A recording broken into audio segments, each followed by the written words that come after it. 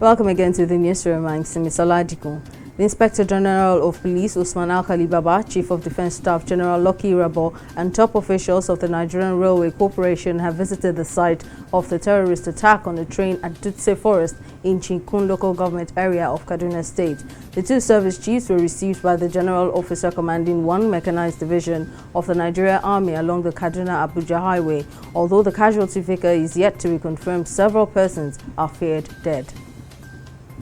Meanwhile, the Nigerian Railway Corporation (NRC) has suspended train operations along the Abuja-Kaduna route indefinitely. The Kaduna-bound train, which left Abuja at 6 p.m. on Monday, was attacked by suspected terrorists around 7:45 p.m. with just 15 minutes drive left for it to arrive in Kaduna. The corporation, however, said it was working to restore the service and would inform the public when the train will start running again.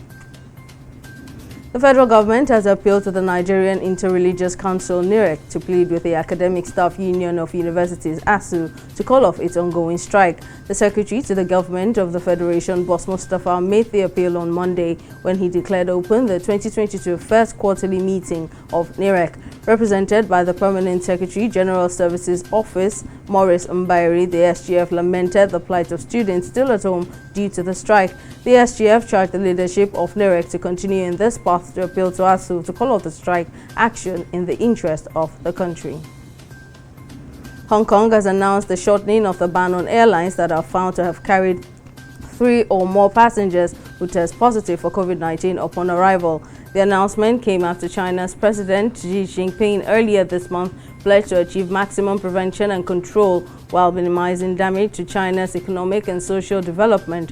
Hong Kong's latest wave of infections continues to ease as the country reported 8,037 new COVID-19 infections on Sunday and 151 deaths, the second day in a row below 10,000 cases.